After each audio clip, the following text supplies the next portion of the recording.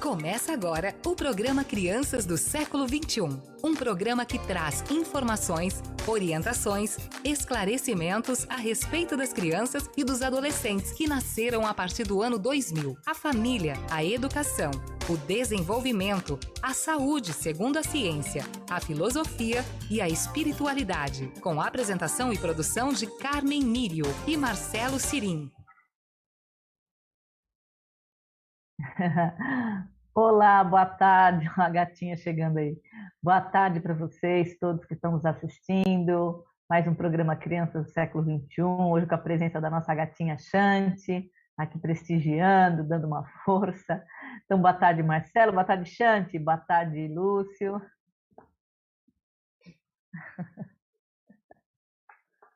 Boa tarde a todos. Aí? Boa tarde, Lúcio, boa tarde, Carmen, boa tarde a todos os nossos ouvintes. Eu aqui na companhia da minha pequena aqui, branquinha, Xante, participando junto com a gente.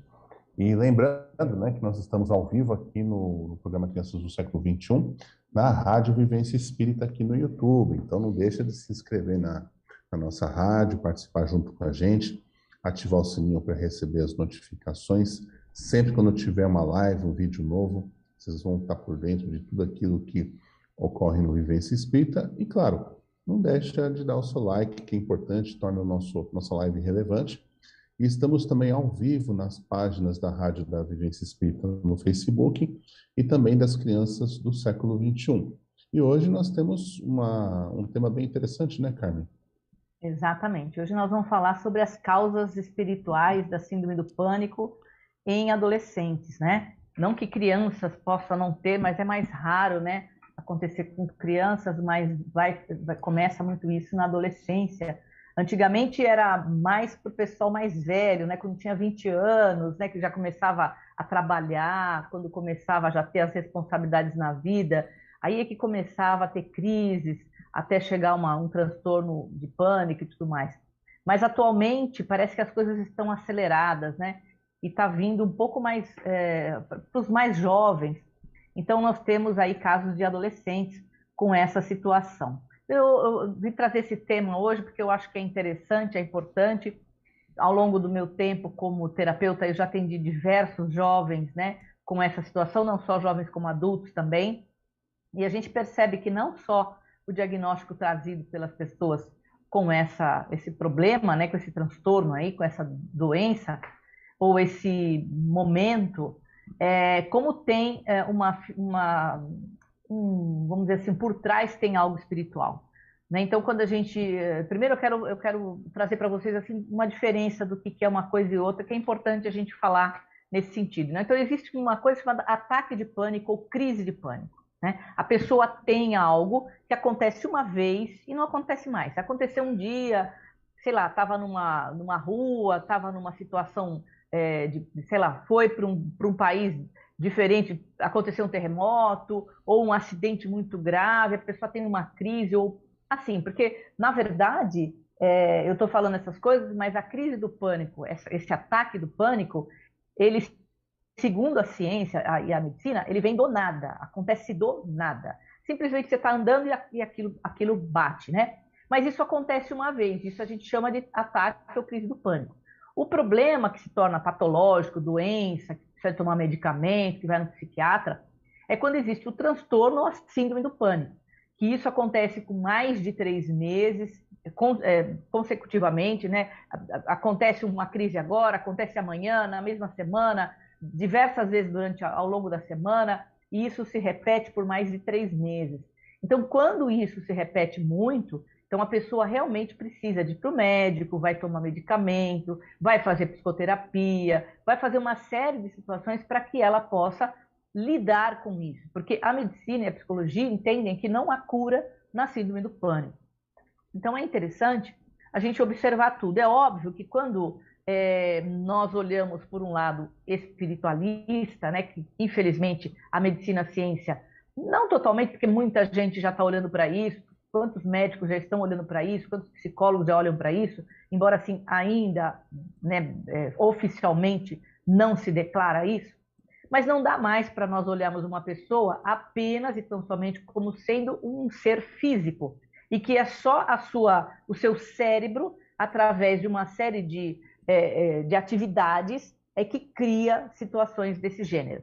Se nós não considerarmos que uma pessoa tem a sua parte energética, tem a sua parte espiritual, fica muito difícil realmente a gente achar a origem e até mesmo a cura de qualquer uma dessas doenças, transtornos mentais, a saúde mental, que a gente tem tanto, né, que está se falando tanto hoje, que está praticamente uma epidemia disso acontecendo, tal como a ansiedade, a depressão, os transtornos de personalidade, fobia social, de uma série de fobias, enfim, uma série de coisas aí. Mas o pânico, ele é uma situação bastante interessante, no sentido, lógico, de um estudo, não para quem vive isso, porque nós temos várias situações que a gente pode dizer que eu já presenciei no consultório, né? Então, uma delas, por exemplo, numa origem espiritual, e que eu acho bastante interessante, que eu percebi, foi a proximidade de um ser espiritual trevoso, ou um ser espiritual de que eu posso ter conhecido no meu passado, eu não vejo, eu não sei quem é, mas que me causa um desespero muito grande, um medo muito grande, e essa proximidade pode mexer comigo. Então, vamos dizer o seguinte, se nós tivermos hoje, sei lá, a gente está vivendo a nossa vida e aconteceu um fato traumático na nossa vida, nesta vida aqui, nessa encarnação, e esse fato traumático eu guardo dentro de mim. Então, eu sofri uma violência, uma agressão, um abuso, alguma coisa muito complicada lá. E tem uma pessoa, um assalto, né? Muitas vezes a pessoa sofre um assalto, um sequestro, e alguma coisa bem pesada, isso marca, gera uma sequela emocional muito grande. Isso passa os anos, passa-se o tempo, a pessoa se recupera, chega um certo dia, ela reencontra esse agressor, essa pessoa que fez mal para ela. Quando ela se depara com essa pessoa, seja numa foto, seja na televisão ou pessoalmente, aquilo vai dar um pânico nela. Então a gente percebe que a pessoa fica desesperada, ela tem taquicardia, ela sua, né? Ela começa a suar de uma maneira absurda, ela começa a ter tremor, ela começa a ter formigamento nas mãos, começa a ter uma série de reações físicas, a adrenalina dela está a milhão ali. Então veja, ela está vendo uma pessoa que realmente fez um mal muito grande para ela. Então isso é algo físico, palpável, que a gente vê. Vamos pegar uma segunda cena. Estou caminhando, de repente, do nada, começa a ter as mesmas sensações. A adrenalina fica a 1000, taquicardia, a pessoa sua, começa a tremer, começa a ter uma série de problemas, mas não tem nada aqui. Você não está vendo, você não está ouvindo, não tem nada palpável. Por que você está agindo da mesma maneira? Então a gente percebe, e isso foi constatado, né, nos atendimentos, a proximidade de um ser que realmente fez algum mal para ela no passado, e aí é uma memória, aí é uma percepção, é uma sensação, de que essa pessoa começa a ter as mesmas sensações do que se eu estivesse vendo alguém que me fez mal nesta encarnação. Então é interessante a gente perceber isso, só que uma eu não vejo, a outra eu vejo. Então isso seria um ataque, por exemplo. Então eu tive isso uma vez, nunca mais aconteceu isso comigo. O problema é quando isso começa a se tornar constante. Então, na primeira semana, na segunda semana, no segundo dia, no terceiro dia, isso começa a me dar um desespero, eu não consigo mais ficar sozinha, eu não posso ficar com ninguém, eu tenho que ficar com as pessoas em casa. Isso começa a dar uma... Eu tenho medo de ter o ataque, né? Porque o problema maior começa a ter quando a pessoa começa a ter medo do ataque. E aí isso tudo começa a tornar inviável a vida dessa pessoa. Então ela não consegue mais andar sozinha na rua, ela não consegue mais trabalhar, a vida em família vive um inferno. Isso transtorna a vida da pessoa. Então isso é um problema sério. Então começa a virar patológico. Então eu preciso ir no médico, preciso tomar medicamento para poder, numa área do cérebro, apagar ou acalmar essa memória, essa lembrança, esse movimento que o cérebro faz e que começa a gerar disfuncionar totalmente o teu organismo. Então isso é muito importante que a gente saiba, né? É interessante para entender o que as pessoas vivem. O problema é assim, esse foi um dos casos, né? Existem outras situações. O que eu já percebi ao longo do tempo? Muitas vezes acontece um gatilho, aí sim de uma situação traumática, ela pode não ter vivido aquilo, mas ela pode assistir um programa, um filme, ela pode ver alguém que passou por uma situação e aquilo remete a uma memória que ela não sabe o que é e que começa a dar o desespero da morte. Então a gente já percebeu que mortes violentas ou algo que leve ela para uma morte que realmente foi ruim, isso vai dar um pânico nela. Então, nas regressões que a gente fez, né, com pessoas que tinham pânico, geralmente no momento em que elas estão lembrando, elas acessam e muitas vezes têm não tanto, com tanta intensidade, mas elas têm, e ela começa a perceber, olha, eu estou sentindo que parece que eu vou ter aquele ataque, mas ela não tem um ataque. Ela começa a perceber e ver o que foi que aconteceu. E é muito interessante porque quando desliga essa memória, ela não tem mais aquela situação. Então eu já peguei pessoas que foram para a morte trágicas, ficaram presas e morreram de uma maneira muito complicada. Já vi pessoas com memórias de pânico em que ficaram presas num lugar depois do desencarne muito tempo e não saíam dali. E não saíam dali, nem abriu o olho, porque ela falava assim, uma delas falou assim, olha, eu tô com o olho fechado e eu não vou abrir, porque senão eu vou para aquele lugar horrível, e eu não quero ir para aquele lugar horrível. Então, o fato dela pensar em abrir os olhos e ir para aquele lugar, que seria um umbral, já começava a dar o pânico nela. Então, é muito interessante quantas situações, e aí a gente vai ter que investigar qual é a situação de cada pessoa, o que acontece dentro dela para vir essa memória que muitas vezes a gente não lembra qual que é, mas as sensações são muito fortes. Então, isso pode acontecer já na adolescência. Então, muitas vezes, os adolescentes podem ter, né, como eu volto a falar, parece que está adiantando, antes era um pouco mais tarde, com 20 e poucos anos, agora mais cedo, né, com 13, 14, 15, 16 anos de idade, um adolescente pode ter essas crises de pânico. Como o adolescente ele é mais sensível, ele pode acessar e até mesmo sentir a presença desses seres perseguidores, inimigos ou alguma coisa do gênero. Tá? Então isso tudo é bem interessante e como que os tratamentos podem ser melhorados, né? Porque pode haver uma melhora muito grande dependendo do tratamento e tudo mais, que eu vou falar um pouquinho a esse respeito aqui, como é que a gente pode socorrer, por exemplo, uma pessoa que está tendo uma crise de pânico. Vamos lá, Marcelo, Lúcio, querem contribuir Então, aí? Vamos lá sim, antes de eu falar aqui um pouco das mensagens, né, que o pessoal tem deixado para a gente, você pode mandar sua mensagem, sua pergunta aqui para nós, em relação a esse tema, que é um tema bem importante, e querendo ou não, sempre existe essa discussão a respeito das suas causas espirituais, né, e o que é muito importante. Então, aqui no nosso chat, é a participação do Aécio César Uma ótima sexta-feira para todos. A Rose Romanello, boa tarde a todos.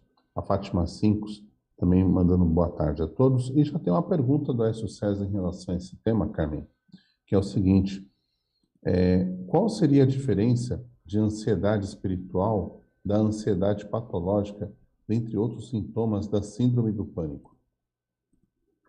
Então, a gente teria que distribuir da seguinte forma, né?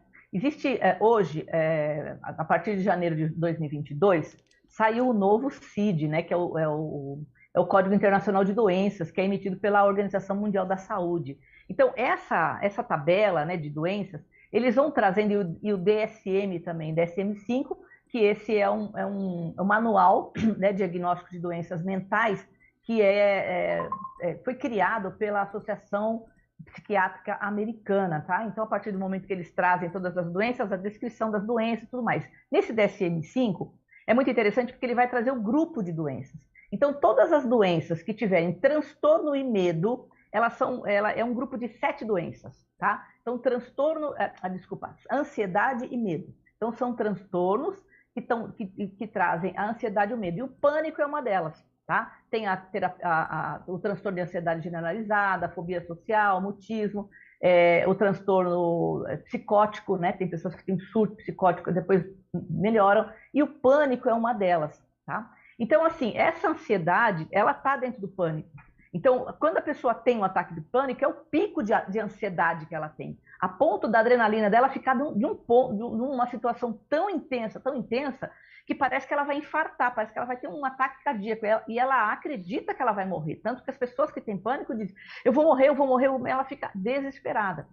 Nesse momento, o que é muito importante que os médicos falam, né, que é importante? Essa adrenalina tem que sair do corpo de qualquer maneira. A melhor coisa é ir no banheiro, para eliminar através da urina.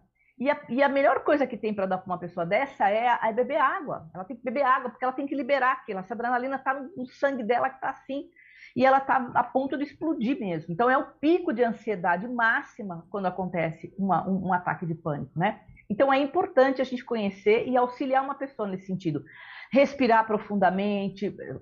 A pessoa que estiver do lado tem que ter muita calma, muita tranquilidade para poder... Nem sempre, né, a pessoa fica, porque o outro fica muito desesperado, para poder conter isso, tá? E perceber, se a pessoa tiver um pouco mais um equilíbrio, assim, para quem está assistindo alguém com pânico, perceber ao redor se tem alguma coisa ali, tá? Então, nesse sentido, Aécio, a ansiedade, ela é um ponto específico dessa doença, tá? Desse transtorno aí, que é o pânico. Eu não sei se eu te respondi, é só para a gente ver aqui, deixa eu ver uma coisa. A pergunta é qual a diferença de ansiedade espiritual e ansiedade patológica? Pois é, ansiedade espiritual, eu não sei, não entendi. Bom, porque a ansiedade é um estado nosso, né? É algo que eu estou buscando alguma coisa, eu estou querendo alguma coisa. A ansiedade, diferente do medo, o medo é alguma coisa palpável, né? Então, eu tenho medo de cachorro, eu tenho medo de espírito, eu tenho medo de ser atropelada, eu tenho medo de altura, eu tenho medo disso. A ansiedade é algo que eu não pego. Eu tenho medo que aconteça alguma coisa. Veja, não aconteceu ainda. Eu tenho medo de que eu não passe na prova. Eu tenho medo de viajar sozinha. Não aconteceu nada ainda. Então, a pessoa tem um medo de alguma coisa que ainda não existe. Por isso que, muitas vezes, a gente acredita, nós da espiritualidade, evidente, isso eu não estou falando na psicologia nem na medicina, nós acreditamos que essa ansiedade seja algo mesmo que tenha no inconsciente dela. Então, por que ela tem tanto medo de algo que vai acontecer se nem tem certeza que vai acontecer? Porque quando eu tenho medo de algo que eu estou vendo, né? Eu tenho medo de altura, por exemplo. Eu tenho medo de, sei lá, eu tenho medo de escuro. Então, eu tenho alguma coisa palpável. E a ansiedade, não. Eu tenho medo de pensar que eu vou fazer... Veja, é um medo de futuro, mas algo que não aconteceu ainda. Tenho medo de não passar na prova, por exemplo, é típico, né? Então, assim, não aconteceu a prova ainda. Você pode estudar, você pode acontecer um monte de coisa, tá? Então, assim, é algo não palpável. Então, muitas pessoas vivem disso, né? Com medo de algo, ansiando por algo que nem aconteceu ainda. Então, talvez essa ansiedade, não sei se eu respondi aí, ansiedade espiritual e ansiedade patológica. A patológica é essa, quando isso começa a deixar, e aí veio um transtorno de ansiedade generalizada, que é a tal da TAG, né, que é uma doença aí, dentro desse critério ansiedade e medo, que ela transtorna a vida da pessoa, ela já não consegue fazer mais nada, porque simplesmente ela fica o tempo todo nessa situação. Então precisa tomar medicamento, vai precisar de fazer tratamento, e óbvio que a parte espiritual, que eu sempre digo, é necessário a gente trabalhar também, porque provavelmente ela tenha uma memória de alguma coisa que vai atrapalhar. Fala, Marcos. Né, e tem uma coisa que, querendo ou não, a fronteira, né, o limite entre essa parte patológica e a parte espiritual, eu acredito que seja muito tênue, né, porque, querendo ou não, as condições espirituais que provocam esse processo de ansiedade, eu acho que elas são muito mais corriqueiras do que a gente possa imaginar, porque a todo momento nós temos algum tipo de interferência, né, espiritual. Pode ser de algum ser, ou pode ser mesmo de uma lembrança, de uma memória muito antiga, que faz com que a pessoa entre naquele processo de ansiedade exacerbada, fica numa crise de pânico, como se realmente algo fosse acontecer. Mas a pergunta que eu faço é, dentro desse ponto da ansiedade espiritual, que ela é, querendo ou não, patológica, qual é o ponto original? Pode ser uma influência espiritual? Pode. Pode ser uma memória do passado? Pode.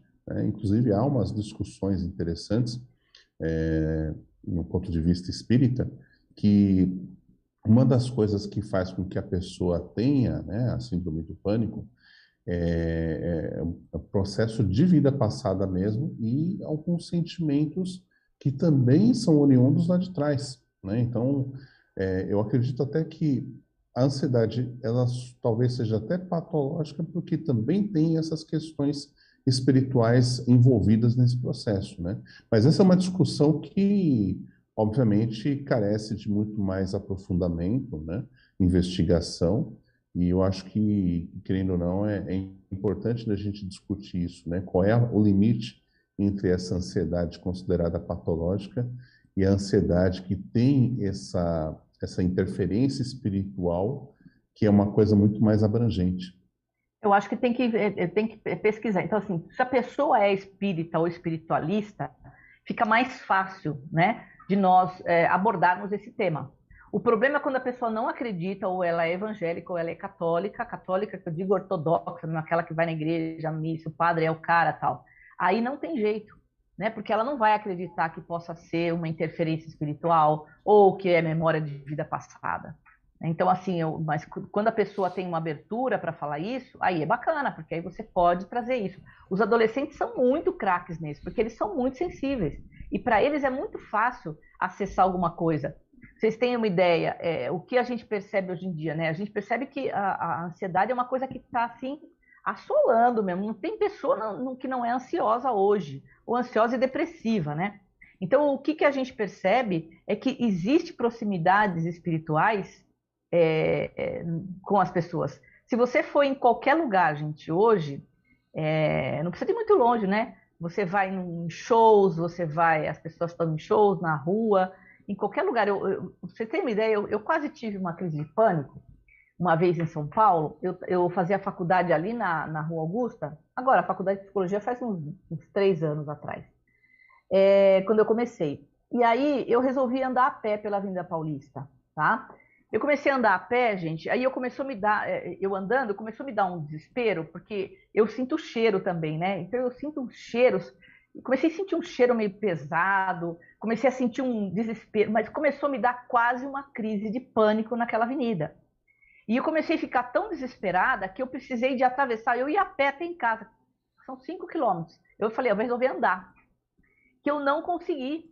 Eu começou a me dar um desespero, aquilo começou a me... E eu falei assim, espera um pouco, eu não tenho pânico, o que está acontecendo comigo? Eu sentia presenças pesadíssimas naquele lugar. E aí eu saí fora, eu atravessei a avenida do outro lado, peguei um Uber e falei, eu quero ir embora daqui, quero sair daqui. Então, veja, nós temos a percepção, e qualquer um de nós, vocês estão aqui assistindo a gente, vocês podem ter essa percepção, mas você tem que, na hora, perceber isso. Porque muitas vezes a gente entra naquela situação e já se desespera. Então, na hora, eu comecei a sentir uma coisa que, assim, meu coração começou, eu falei, não, peraí, isso aí não é meu, isso aqui não é meu. E saí fora daquilo.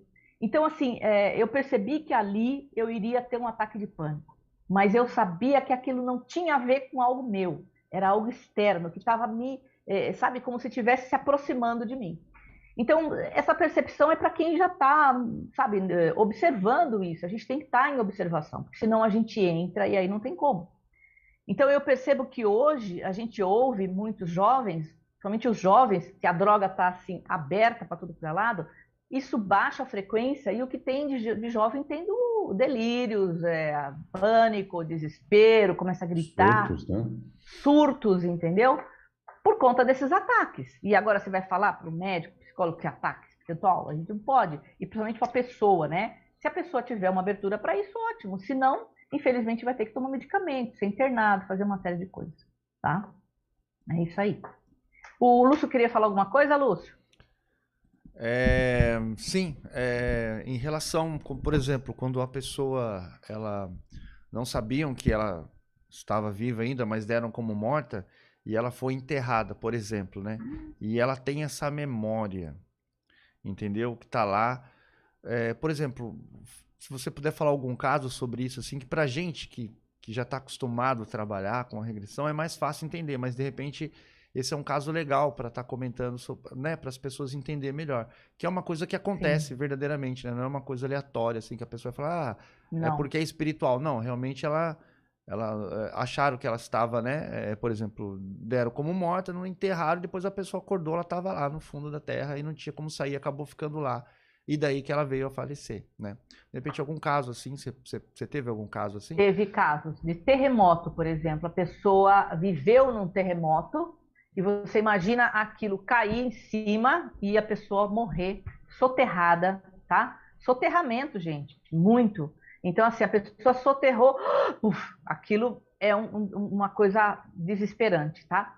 Enterrados vivos, tem um monte de histórias que se contam, né? A respeito disso. Outro dia eu ouvi um monte de criança, eu não sei em que lugar, que eles mataram, não sei se foram índios, numa terra que invadiram, e pegaram as crianças e enterraram vivas.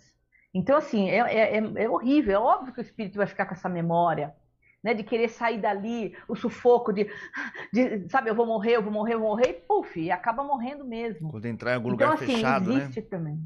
Entra em algum lugar fechado, aí um prédio, Exatamente, elevador. aí dispara, elevador, por exemplo, que acaba a luz. Tá no elevador, acabou a luz, a pessoa dá aquele desespero. Ou sabe, em qualquer lugar. Às vezes eu já vi uma pessoa num lugar onde teve um barulho e apagou a luz. Sabe, um estouro, tipo um estouro daquelas postes que dão estouro, apagou a luz, a pessoa começa a ficar desesperada. Então, assim, por quê? Provavelmente antes de desencarnar naquele escuro, naquele soterramento, houve um barulho. Então, assim, são memórias que a gente carrega, e não tem jeito, e essas memórias disparam. Eu sempre falo, como é fácil a gente disparar uma memória, porque se você ouvir uma música que é agradável, você vai lembrar do momento que você estava vivendo com aquela música. Um cheiro, eu falo do cheiro do bolo, né? Sempre falo do cheiro de bolo, cheiro de comida, a gente sempre lembra. E coisas ruins também. E a gente sente no corpo aquilo. Então, é óbvio que uma memória ruim, é como se eu estivesse lá. E a mente não é assim, a mente da gente não sabe se nós estamos vivendo aquilo ou imaginando aquilo. Ela simplesmente manda o comando e daqui a pouco os nossos hormônios começam a descarregar uma série de coisas. O hormônio da adrenalina que está na suprarrenal, o que acontece? É o hormônio da sobrevivência, da luta e fuga. Eu tenho que sair daqui porque eu vou morrer, a adrenalina dispara como se ele fosse morrer.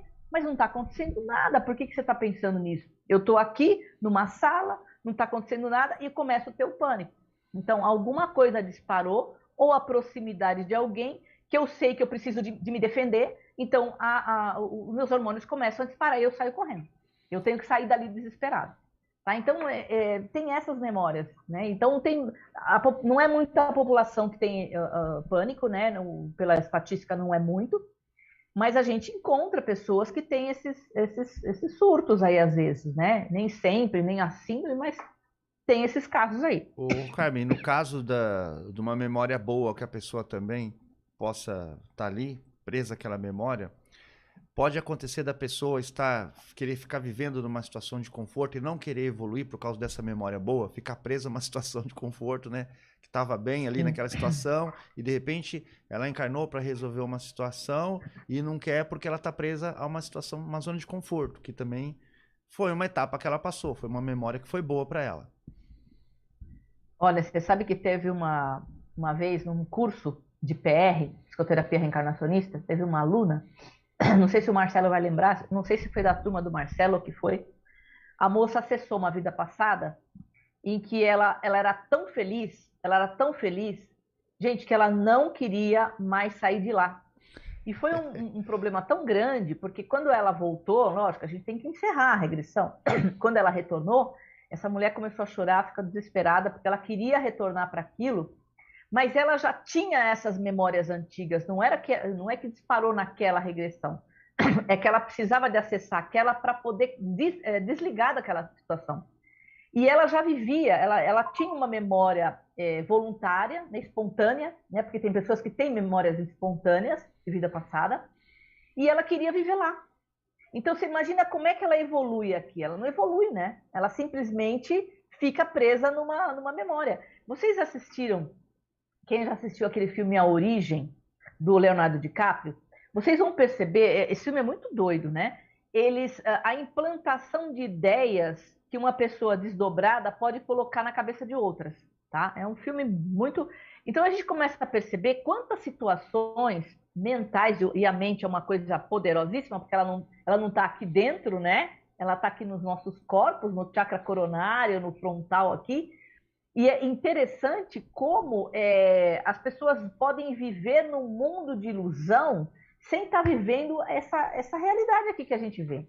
E aí a gente pergunta, o que é realidade, né? A realidade é o que nós estamos vendo, é aquilo que eu estou vivendo, é aquilo que eu estou imaginando. E tem muita gente vivendo no multiverso aí, na verdade, num outro universo, sem olhar para essa realidade aqui. Muita gente viaja na maionese, a gente fala que está viajando, não tem noção. É exatamente isso. Muitas pessoas vivem no mundo de Alice, né? Não tem, a gente fala, acorda Alice, porque a pessoa está viajando, e tem mesmo. Tem muita gente que vive em esse momento sem encarar o que está acontecendo aqui hoje. E tem pessoas, o mundo está desabando, a pessoa está lá, não é? Tem um monte de gente assim também. A gente falava o mundo de Bob, né? Bob. Mundo de Bob. Exatamente. Então tem pessoas que vivem só na desgraça e tem pessoas que vivem achando que nada vai acontecer, né? Parece que está no mundo da lua mesmo, literalmente o mundo da lua. Então é interessante isso. Tem que voltar para a realidade. Então qual é a nossa realidade? Eu vim aqui para resolver as minhas questões internas, eu preciso de olhar para as sombras, olhar para as pessoas que estão à minha volta, mas eu não quero viver essa realidade. Outro dia eu ouvi isso. Eu não quero viver essa vida. E muitas pessoas cometem suicídio por causa disso. Essa vida não é a vida que eu queria. Não é a vida que eu planejei, né? Essa não é a pessoa que eu quero ser. Ela olha para o espelho e não se reconhece. Então, muitas vezes quer fugir daqui. Fugir, muitas vezes, é se matar, né? É desencarnar, né? Então, é complicado, né? E tem uma outra coisa também, eu lembrei que a outra pergunta do Lúcio, tem alguns casos de pessoas que, numa vida passada, por exemplo, já desencarnaram, e ela é tão apegada às coisas da Terra que ela fica presa, mesmo ocorrendo o desencarne, ela fica, de certa forma, presa ao corpo físico ainda, né? Ela ainda ou não se deu conta da morte do corpo físico, ou simplesmente está pegado, né, àquela situação.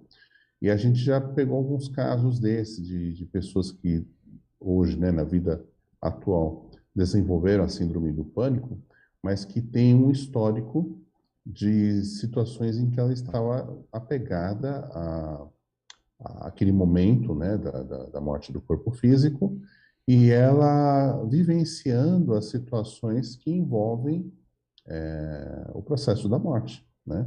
Então essas pessoas, elas em algum momento aqui nessa vida desenvolveram essa síndrome, mas que ela sentia todas as sensações daquele momento. Então nós temos também alguns casos de pessoas que infelizmente estiver nessa situação também. Com certeza. Né? Então a gente precisa aí de olhar para todas essas situações. Vamos lá, Mar, tem perguntas aqui, Tem participações. aqui a participação da Derli, dizendo o seguinte: boa tarde, Carmen, Marcelo, Lúcio e a todos. Tema muito interessante. Hoje não poderei assistir ao vivo, mas assistirei depois. Lembrando sempre, né, que o programa está sendo ao vivo, mas ele vai ficar gravado sempre. E aí você pode assistir em outro momento, compartilhar com amigos, conhecidos nos seus grupos, né? Essa live aqui, de repente, um tema interessante. Quer compartilhar com alguém que precisa dessa ajuda, algum grupo que precisa desse tipo de ajuda, desse tipo de informação, e aí você pode compartilhar. E também tem outros programas que ficam gravados.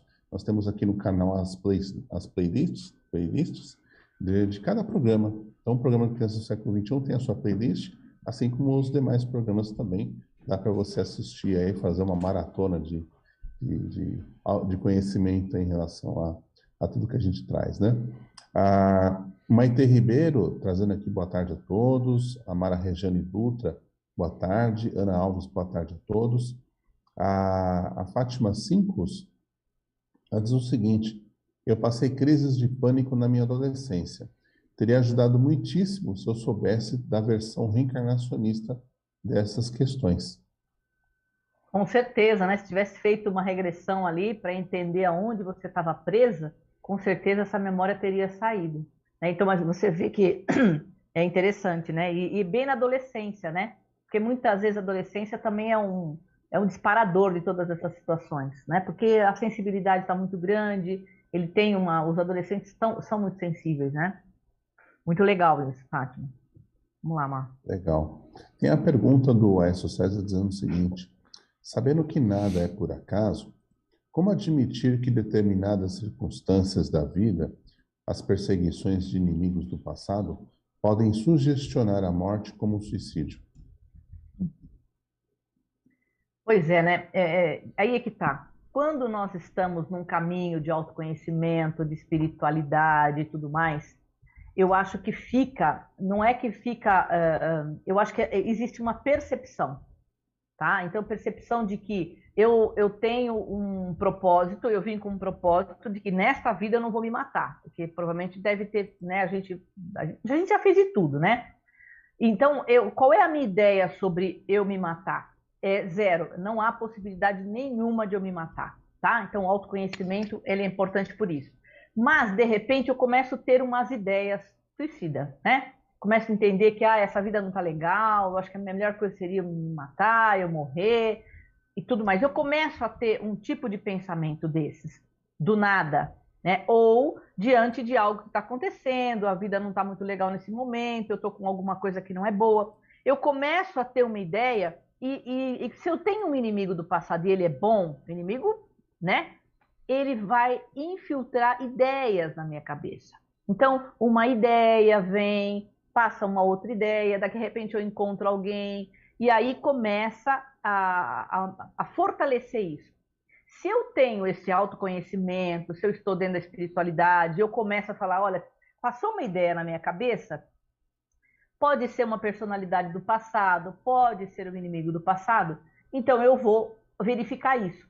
O problema está quando eu não tenho esse tipo de conhecimento, né? O que a pessoa vai fazer? Ou ela vai para o médico tomar medicamento, ou ela vai encher a cara, né? Vamos tomar uma para esquecer, ou vai usar droga. E aí o que vai acontecer? Piora, porque ela vai baixar a frequência dela, e esse obsessor é óbvio que vai assumir ali o comando. Ele pode pegar o carro, sair que nem louco, pode entrar numa briga, pode entrar em situações ou ser jogado para situações que vai fazer com que ele cometa esse suicídio mesmo. Então é necessário esse autoconhecimento, porque a gente fala, quando chega uma pessoa no consultório, eu pergunto se ouve vozes, sabe, você conversa mentalmente, tem aqueles, todo mundo tem, né, gente? Vamos combinar que nós somos meio, né, bipolar, tripolar. Quem que não tem uma vozinha na cabeça que fala, quando você fala assim, hoje eu vou fazer isso, vem uma vozinha e fala assim, não vai nada dar certo. Não, ó, você não é bom para isso? Você não é... Tem, todo mundo tem, eu tenho também, gente. Mas na hora eu falo assim, nada disso, vou sim, vou continuar. tá? Então, na psicologia, a gente vai chamar de pensamento automático negativo. Você dá importância para esse pensamento ou não. E esse pensamento, ele pode ser uma voz que você ouvia quando você era criança, de que a gente não é bom o suficiente, que não vai dar nada certo, ou é alguma coisa externa, ou pode ser também uma personalidade tua de passado, tá? Então, essas diferenças é que a gente tem que ter na medida em que a gente vai se autoconhecendo. Eu vou entendendo como eu sou, qual é a minha finalidade aqui. Eu amo a vida, eu acho a vida maravilhosa. Então, assim, quando você vê uma pessoa que ama a vida, a gente não concebe a ideia dela ter se matado. Assim, não é possível essa pessoa ter se matado. Essa pessoa amava a vida, ou então ela era muito atriz, ator, né, para fingir que amava a vida. Mas as pessoas que amam a vida são alegres. Elas estão o tempo todo fazendo coisas, sabe, para o mundo, para a vida, para ela mesma. Ela tem um autocuidado. Então a gente percebe isso. Então precisa de entender cada pessoa, tá? Mas eu acho que não é difícil. O inimigo externo, ele é mais fácil de detectar do que o inimigo interno, que é a personalidade de vida passada que também influencia a gente. Então a gente precisa eu volto a dizer, o autoconhecimento ele é importante. Uma terapia, por exemplo, ela ajuda muito no autoconhecimento. E ela vai fazer com que a gente perceba, não, peraí, isso aqui não é ideia minha, eu não tenho esse pensamento. Eu quero, desta vez, cumprir a minha missão até o último dia que está marcado para mim lá no livro. Se eu vou viver 70 anos, 80, 90, eu quero ficar até o último dia. Dessa vez eu não vou morrer antes. Né? Então, assim, a gente tem que ter essa consciência. Mas para isso precisa de autoconhecimento, precisa de uma série de coisas. Tá? Então, é isso que muitas vezes as pessoas não têm, né? Porque para se autoconhecer, a gente tem que olhar as coisas meio ruins da gente, tem que olhar os dramas que a gente passou, olhar para essas dores, para a gente se libertar disso. Tá? Então, eu vejo dessa maneira, né? Encarar essas coisas, né? Sim. Eu acho que encarar é muito importante, não fugir disso, né? Porque fugir do problema só vai te fazer você empurrar aquela situação com a barriga. E, de repente, está na hora de você encarar cara a cara ali com a coisa, né? Assumir aquela responsabilidade, né? Por tudo aquilo A que está acontecendo. autorresponsabilidade. Reforma íntima é autorresponsabilidade. Reforma Eu acho que íntima a melhor é muito importante. Né? Esse é o caminho do sucesso, é reforma íntima e autorresponsabilidade. Porque não adianta a gente fugir, né? A gente sabe que tem muita gente que, quando ouve, né, falar de reforma íntima, dá aquela torcida assim do tipo, veja bem, né? A pessoa dá aquela escapadinha, só que não resolve, né? A reforma íntima é um processo que você vai ter que encarar. Mas não tem que ser um martírio, tem que ser uma coisa dura, difícil. Tem que ser um processo em que você compreenda que para sair da sua zona de conforto, para sair dessa situação que você se encontra, você tem que dar passos, você tem que dar o primeiro passo para isso. E a reforma íntima é puro autoconhecimento, pura transformação. Então precisa as pessoas se conscientizarem que reforma íntima é tão importante quanto, né? Porque você vai conseguir se melhorar, você vai ter mais responsabilidade sobre a sua vida, você vai ter condições de levar para as pessoas da sua família, as pessoas que estão no seu entorno, uma condição melhor, né? Porque quando a gente trabalha essa reforma íntima, há uma tendência da gente ser um pouco mais leve em muitas situações. E a gente tende a levar essa leveza para as pessoas que estão à nossa volta. Então, a gente beneficia energeticamente, psiquicamente, as pessoas que estão no nosso entorno. Então, querendo ou não, você não está se curando apenas. Você está curando o meio que você está, né? E isso é muito importante. Muito bem. Tem Vamos lá, participação aí? Tem mais participações. A Fátima 5 está comentando o seguinte: eu entro em pânico quando estou perto de um tipo de alarme que dá um estouro e dispara a sirene. Hoje acho que tem a ver com guerra. Tive que mudar de um prédio por conta disso. Olha, só isso é que o a típico, situação. né? É um gatilho, isso é um gatilhaço, né? Então a gente percebe gatilho no escuro, gatilho no barulho, gatilho nessa. Isso aqui. Isso é o típico. Então dá realmente um desespero, né? E você não sabe nem por quê. Poxa, é só uma sirene, né? Todo mundo, imagina, isso é só uma sirene. Mas não, é uma memória. E ela é tão forte, ela é tão poderosa que ela começa a ter... O que que acontece? A tua adrenalina começa, tipo, vamos fugir daqui, eu vou morrer. Então ela tem que sair correndo. Por que ela vai fazer isso? Se ela... É o tal negócio. A Fátima é espiritualista, espírita, né? É reencarnacionista. Então o que que acontece? Ela sabe que é uma memória do passado. Caso contrário, ela vai o quê? Vai para o médico vai dizer, olha, isso aqui tem que tomar remédio, tem que, né? E não tem cura, tá? E não tem cura. Então precisa de olhar para esse outro lado, né? Existe uma memória aí que está carregando para isso, tá bom? Vamos lá, Mar. Muito importante. Ana Alves está fazendo uma pergunta aqui. Esse mundo da Lua não seria uma fuga da pessoa? Ah, com certeza, né, gente? Tem muita gente que foge, né? E a fuga de várias pessoas. Existem inúmeras pessoas que fogem. A gente percebe isso sempre. Às vezes eu recebo gente no consultório muitas vezes os homens são mais refratários, tá? Para vir no consultório. Eles vêm porque a mulher enche a paciência, porque, sabe, alguém fica lá enchendo a paciência dele, senão ele não vai. Então, quando ele chega, ou então ele está muito ruim, então ele vai. Mas no geral é alguém que está insistindo para ele ir. E aí você começa a fazer pergunta, não tenho nada, tá tudo ótimo, tudo lindo, tudo maravilhoso. Então, sempre uma negação muito grande, né? É negar uma situação que está acontecendo. Às vezes pode ter tido algum ataque de pânico, um surto psicótico, pode ter tido uma depressão, qualquer coisa do gênero, mas ele nega isso. Então está sempre assim, não, tá tudo bem, tá tudo bem. Então eu conheço um monte de gente que vive no tudo bem, né, que não quer olhar para as coisas que realmente estão acontecendo. Às vezes a pessoa está doente, está toda detonada, mas está tudo bem. Então está tudo certo. O que a gente tem que fazer? Respeitar a opinião da pessoa. Nós não podemos invadir e falar, não, você tem que se melhorar, você tem que se arrumar. Não, a gente tem que respeitar isso, né?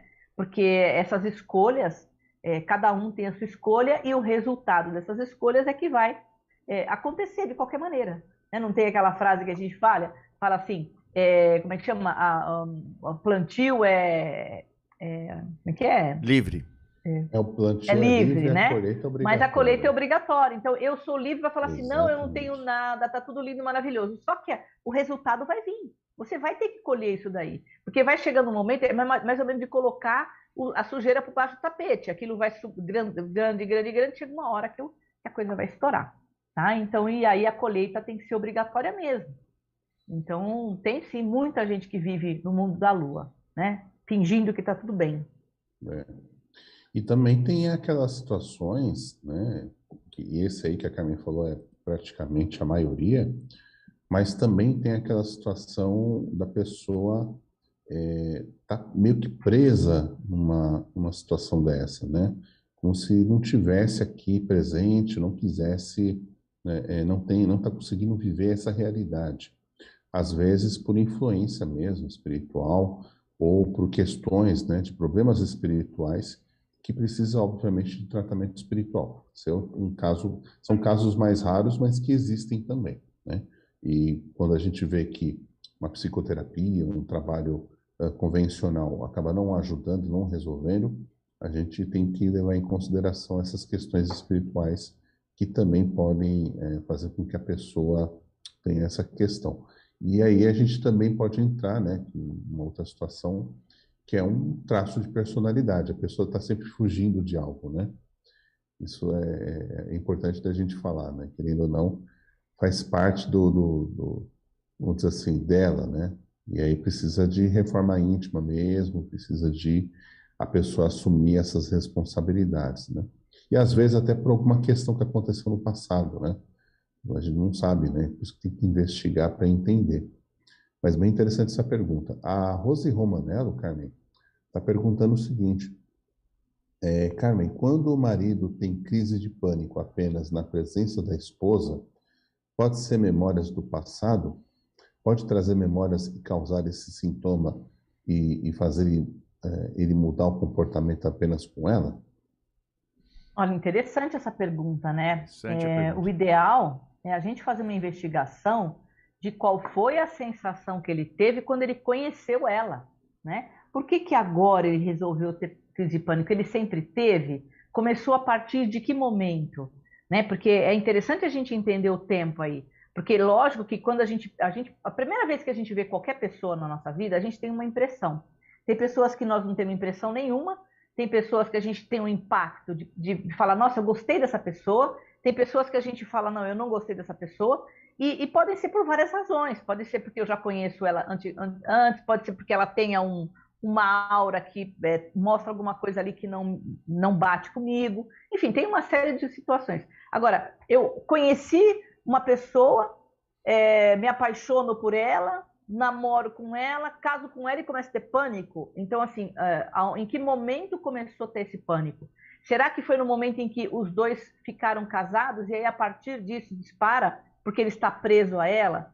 Foi o momento em que ela engravidou? Foi o momento em que mudaram para determinada casa? Eu não sei. O legal era investigar isso, sabe? Agora, pode ter alguma situação que remete ele a uma memória assim. E o ideal seria fazer uma investigação aí, né? Uma regressão para entender qual é a origem disso. Eu acho bem interessante esse caso, Rose. Depois, se você conhecer ou se você puder, estiver atendendo ou falar, depois você conta pra gente, que eu acho que é bem legal. Tem que investigar para saber qual é a razão, tá? Muito bem, muito bem. A Jamile Valente, queridos, Jamile aí também. assistindo aqui com vocês, saudades. Tema importantíssimo, gratidão. Lembrando que a Jamile Valente já esteve aqui no programa Crianças do Século XXI. Né? Ela tem um trabalho super legal. E um grande abraço para ela aí, né? Gratidão pelo prestígio. Mara Souza, boa tarde, Carmen, Marcelo, Lúcio, plantão super corrido. Chegando em casa, assistirei esse maravilhoso programa. Gratidão, paz e luz sempre. A gente que agradece, né, Mara, a todos que estão aqui, esse prestígio, né, esse carinho todo com relação ao nosso programa, né? Isso aí fica super Toda feliz. certeza. E uma das coisas também que é importante a gente perceber, que na síndrome, né, um ataque, por exemplo, de pânico, ele tem um tempo razoável de acontecer, é de 20 a 40 minutos. Então, vocês imaginem uma pessoa 20 até 40 minutos num desespero enorme de querer sair daquela situação, né? Então, isso é muito importante. Para a pessoa, quando ela acaba tudo isso, ela simplesmente acha que foi uma eternidade, né? Imagina, às vezes eu fico pensando assim, ó, tem coisas que 1 minuto, dependendo se for uma dor que você vai ter que passar, parece que é uma eternidade. Imagina 20 minutos você num desespero querendo sair daquilo, e muitas vezes ela não vê solução. Se ela estiver sozinha, é péssimo, né, gente? Se ela estiver com alguém, às vezes as pessoas que estão em volta não conseguem ajudar, não conseguem socorrer, não sabem o que fazer, tá? Então, assim, volto a dizer, se você um dia presenciar essa situação, procura pegar na mão da pessoa de uma maneira muito tranquila. Você tem que estar tranquila para não entrar na sintonia dela. De pegar na mão da pessoa, pedir para respirar, trazer um copo d'água, sabe? A respiração é uma das melhores coisas para chamar ela pelo nome, de uma maneira suave, sem para com isso vai passar, isso não vai acontecer. Isso aí é horrível fazer para uma pessoa que está tendo pânico, né?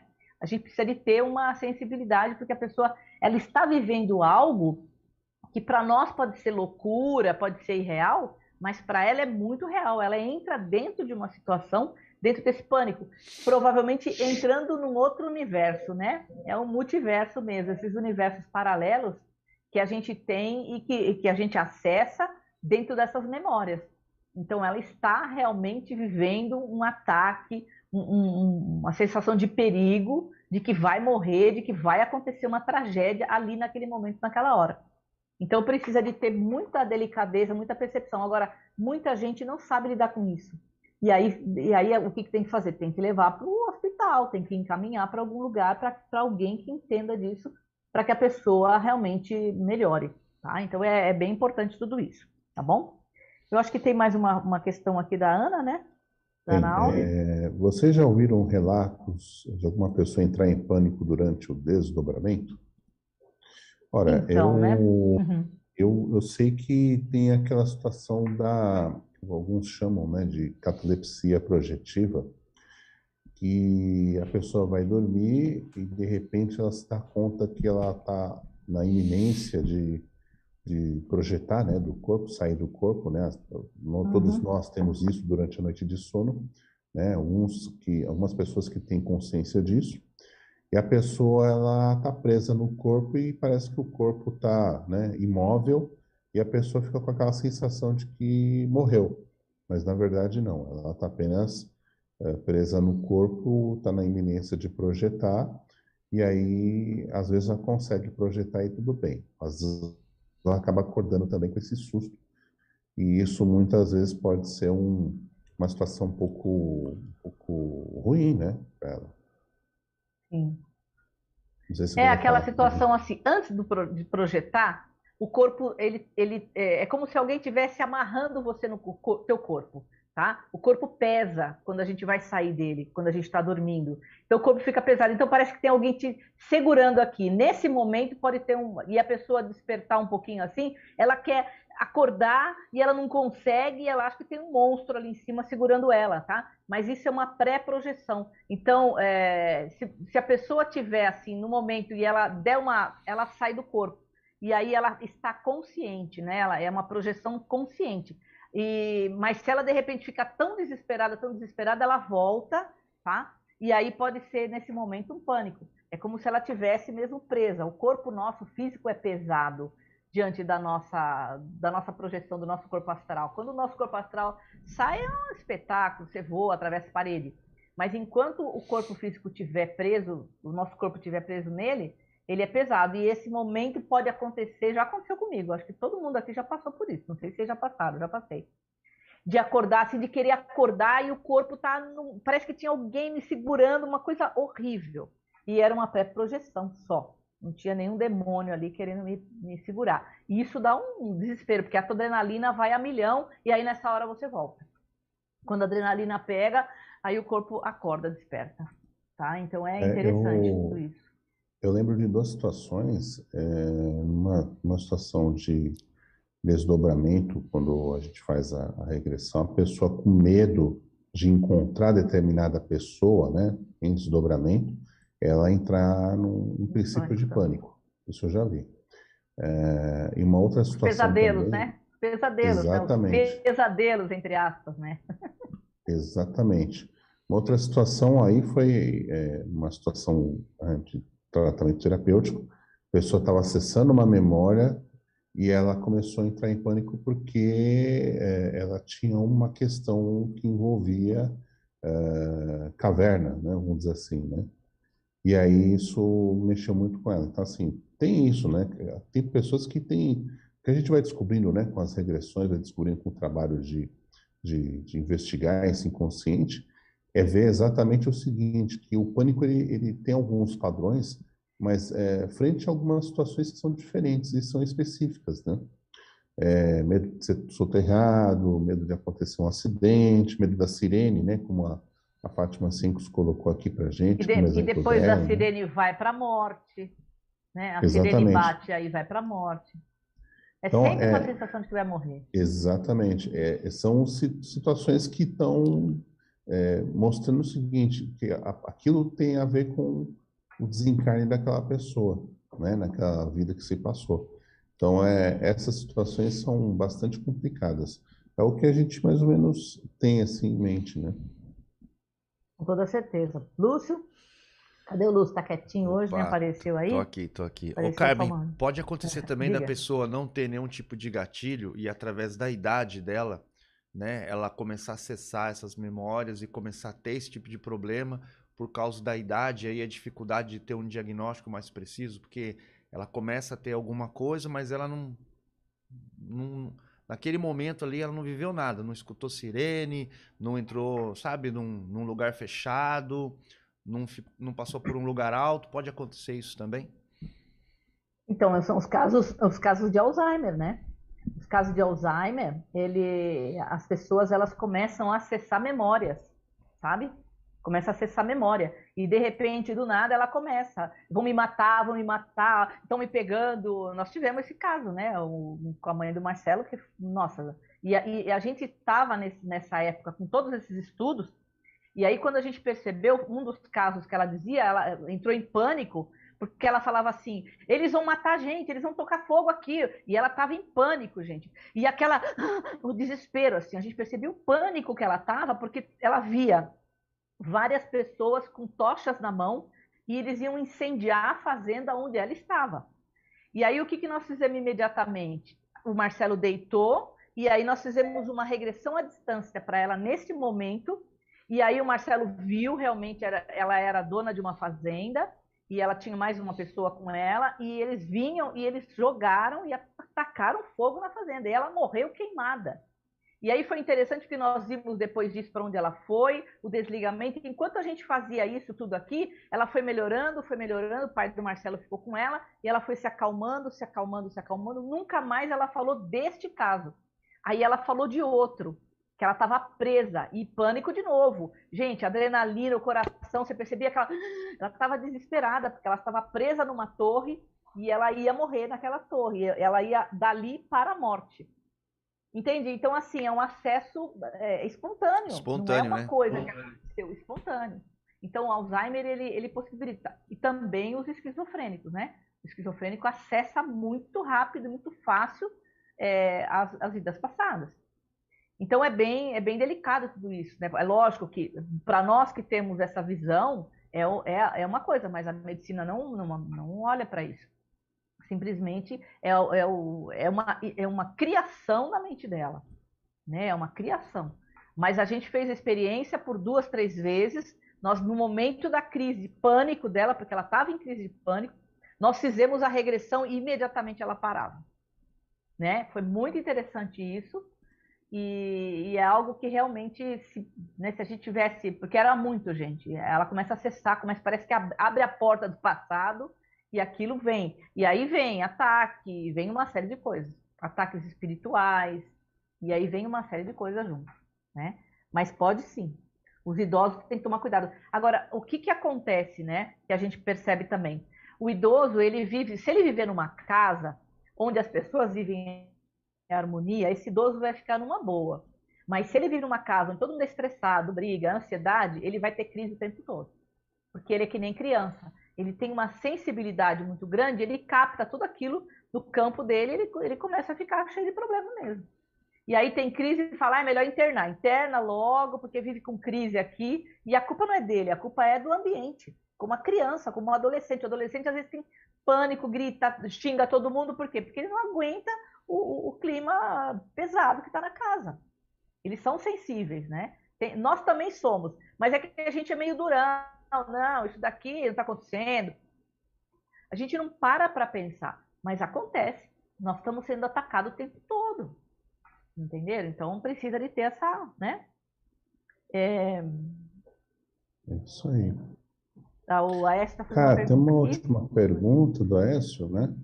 Dizendo o seguinte, o que não seria síndrome do pânico? Não seria, no caso, né? Seria o seguinte, quando a pessoa, você tem um susto, por exemplo, né? Você tem uma coisa que você controla, tá? O pânico você não controla, é incontrolável, a ponto de você ter uma vontade de sair correndo. Então, assim, você consegue segurar isso? Não, peraí, isso aqui é coisa da minha cabeça, eu estou pensando, isso não é pânico. O pânico é quando você tem todos os sintomas físicos, como taquicardia, sudorese, começa a suar demais, sabe? Você começa, a boca seca, fica uma coisa tremedeira, você tem uma dormência nas mãos. Não, é incontrolável. Isso é pânico. O que não é pânico? Se eu tiver medo, por exemplo, de alguma coisa, ansiedade de alguma coisa, eu controlar e falar, não, eu acho que isso aqui é coisa da minha cabeça, é uma influência, eu vou sair daqui, eu tenho controle. Isso não é pânico. Mas o pânico é esse falta de controle total do corpo físico, gente. O corpo físico não se controla. As sensações, né? Sensações físicas reais de que está acontecendo alguma coisa e, na verdade, não está, entre aspas, né? Não estaria para a medicina, não estaria. Mas para nós que estudamos e sabemos, isso acontece. E a gente já pegou vários casos assim, tá? Fala, Lúcio. Eu já vi uma pessoa assim uma vez nesse estado e eu fiquei impressionado porque ela ficava olhando para o nada, suava, ficava querendo sair do local, ficava numa situação assim. Então, até você entender, né, as pessoas entenderem que aquilo não é um ataque cardíaco, não é outra coisa, entendeu? É bem complicado. A pessoa estava muito agitada, ela olhava para o nada e ficava o olho perdido e querendo sair do lugar, como você está falando. Era uma coisa impressionante. Eu vi uma vez isso dentro do shopping, né? A pessoa, não sei o que ela viu dentro do shopping lá, que ela sentou no chão e começou a ter essa crise. E depois ela ficava pondo a mão assim, sabe, que tava tudo suado, depois demorou. Ela ficou um tempão ali, olha, tempão. Foi bem complicado. Exatamente. E às vezes a pessoa já sabe que tem e toma o medicamento. Ela já põe o medicamento ali, aquele já dá uma acalmada. Provavelmente é uma pessoa que já tem isso, e aí ela para e daqui a pouco ela começa a voltar porque ela já tomou o medicamento, né? A menos que ela tenha, sei lá, é isso. Ou então autocontrole demais, ou entender que aquilo foi um ataque, enfim. Entendeu? Espiritual principalmente, né? Então precisa de ter essa consciência aí. E tem uma coisa que o Lúcio falou que é importante, que é o seguinte, quem está de fora, que observa, não está sabendo exatamente o que está acontecendo. Não está entendendo nada. Né? Não está entendendo. E assim, qual é o problema das pessoas? Né? Não são todas, mas muita gente acaba julgando, achando que isso aí a pessoa é louca, ou a pessoa é perturbada, ou isso é coisa, frescura da pessoa. Então, assim, a gente tem que tomar muito cuidado, porque a gente só está vendo uma pequena parte daquilo que está acontecendo, né? E a pessoa que vive isso é uma coisa tão visceral, tão forte, que para ela é muito complicada, né? Às vezes a pessoa tem até vergonha de sair de casa por conta disso. Eu cheguei a tratar de uma senhora que tinha dificuldade. Ela não pegava metrô, que toda vez que entrava no túnel do metrô lá, ela tinha pânico. Metrô é um gatilho, né? Metrô é gatilho para muita gente. Então, ela vivia com essa dificuldade, né? Uma outra situação também, a pessoa está com um lugar muito cheio de gente, né? A pessoa entra em pânico. Então, assim, isso é bastante complicado. A pessoa que tem pânico de subir escada, né? Então, são coisas. Mas para gente que está de fora, a gente não tem a dimensão do problema. Mas só a pessoa que vive isso é que sabe. Por isso que a gente tem que ter muito respeito, talvez até procurar, sabe, ajudar a pessoa, né? Compreender ela, para que ela também se sinta confortável, né? Oi. Eu lembrei de um caso agora, só para a gente encerrar o programa. Uma das primeiras regressões que eu fiz, me lembrei agora. Ela tinha um pânico mesmo, gente, de vão. Sabe o que é vão? Eu falei, mas como se a pessoa ter pânico de vão, né? Vão é aquele vão que tem assim entre a escada, buraco do elevador, essas coisas assim. Então ela tinha um pânico disso. E eu fiz a regressão dela e ela se via ela era menina e ela se via na torre de uma igreja com um menino que era o irmão dela naquela, ou primo, naquela vida lá. E aí ela olhava para baixo, tinha uma carroça assim, cheia de feno, com aquele garfo assim, sabe? E aí ela olhava para baixo e o menino brincava com ela, o sino, né? Brincava com o sino. Bom, é óbvio que ela se desequilibrou, caiu e aquele negócio entrou aqui, o garfo entrou aqui no peito dela. Então, qual era o problema dela? Ela tinha um problema de vão e ela tinha uma respiração, gente, que fala... Para respirar, ela tinha, de vez em quando ela ficava nervosa, uma dificuldade enorme de respiração. Quando ela se vê caída ali, ela vê que chega alguém, um mentor, e tira aquele negócio dela aqui e leva ela embora. O plano espiritual, ela é tratada lá, melhora, e aí acontece tudo que tem que acontecer lá, e ela, quando ela terminou a regressão, a primeira coisa que ela fez quando ela levantou da maca, ela falou, nossa, meu peito não está doendo mais, né, para respirar. Uma semana depois, quando ela volta, nós estávamos no centro, onde o pai do Marcelo era o dirigente lá, ainda, né? E tinha uma escada, gente, aquela escada em caracol. Então, para ela subir e descer aquela escada, era um parto, vocês não têm noção, tinha um monte de gente segurar ela. E ela fazia assim, ó, em pânico, ela entrava em pânico para descer e subir aquela escada, mas pânico mesmo, ela suava, ela tremia, ela ficava toda assim. E aí, eu estava lá em cima, né, depois dessa escada, e ela chegou. Então, ela subiu a escada, e a primeira coisa quando ela fez, quando ela chegou lá em cima, eu olhei e falei assim, nossa, você subiu a escada lá. Eu subi a escada, ela não tinha percebido que ela subiu aquela escada sem ter o pânico. Então, foi tão interessante isso, e aí nós percebemos a ligação que tinha. O pânico relacionado a uma situação em que ela morreu nesse vão, né? O vão, esses buracos assim. E ela passava muita vergonha quando ela ia para o metrô com os filhos dela, os filhos adolescentes, e ela dizia, ela grudava na escada assim, ela falava, não vou subir, ela chegava a desmaiar, gente. O pânico que ela tinha de subir a escada e descer, de ver aquele vão. o vão do metrô, tudo isso era problemático. Bom, ela desligou isso, nunca mais teve o pânico e ela foi trabalhar numa empresa que era aqueles elevadores de vidro. E ela pegava e subia no elevador e olhava tudo assim. Ela falou assim: olha, se eu não tivesse feito aquilo, desligado essa memória, jamais ela subiria naquele elevador. Porque antes ela não fazia isso. Então você vê que como situações da vida real podem gerar um pânico na pessoa e ela sente tudo, um desespero enorme, exatamente por conta de uma memória. E quando você desliga essa memória, ela não tem mais. Então foi muito interessante. Olha, esse caso foi bem legal. É um dos primeiros casos que eu trabalhei, nossa, há muitos anos atrás. Então eu falei, poxa, o pânico já tem aí um pontinho. E aí tem outras tantas situações, né? Mas é isso aí. Vamos lá, vamos encerrando o programa. Ver se tem mais alguma coisa aqui, Marcos. Tem só Écio César dizendo o seguinte: obrigado, Carmen, pelas respostas bastante instrutivas. Aprendi muito com o programa de hoje. E é isso, né, gente? A gente agradece o Aécio, agradece a todos que estão aqui com a gente assistindo, participando. Essa é a ideia, né? Da gente ensinar, trazer alguma orientação, que obviamente tem muitas pessoas que sofrem disso e saber que tem ajuda, né? Tem como tem como a pessoa buscar um tipo de ajuda, né? Essa parte espiritual, né, para isso, né? Buscar um tratamento terapêutico, alguém de confiança. E com certeza isso, com o tempo, vai ajudando bastante a pessoa a se centrar e não ter mais esses sintomas, né? Então, essa é a ideia do programa, né? Da gente ajudar as pessoas da melhor maneira possível. E é isso, né, Carmen?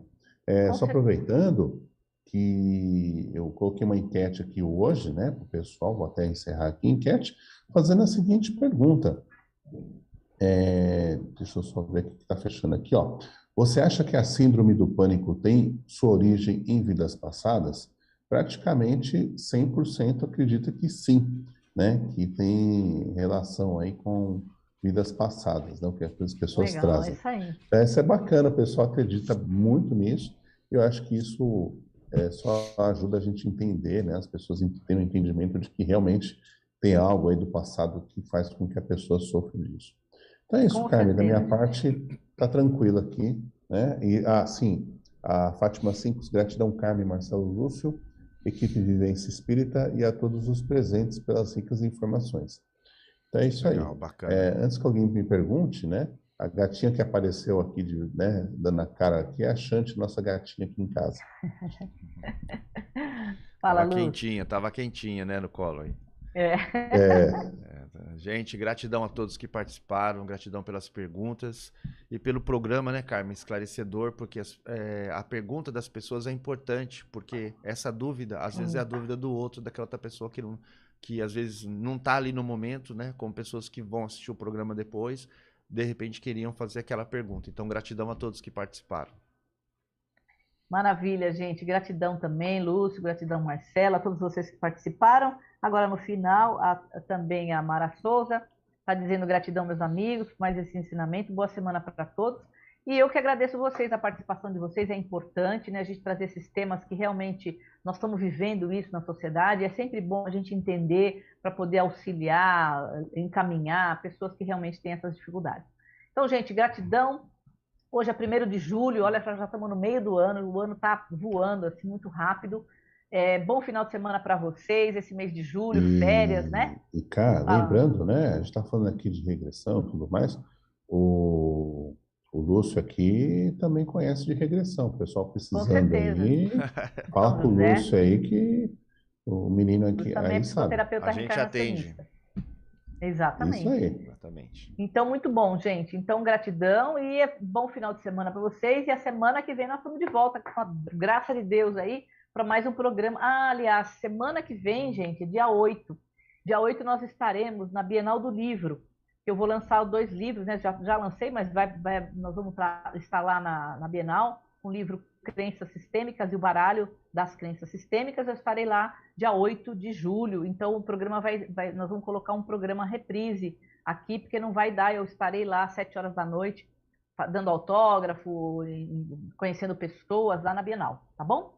Mas ficamos para outra semana então, e até a outra semana aqui. A Rosângela Rabelo também está falando, a Ana Alves também, gratidão. Boa semana para todo mundo. E até o próximo programa Crianças do Século XXI. Até mais, gente. Beijo. Tchau. Tchau. Termina agora o programa Crianças do Século XXI. Voltaremos na próxima sexta-feira.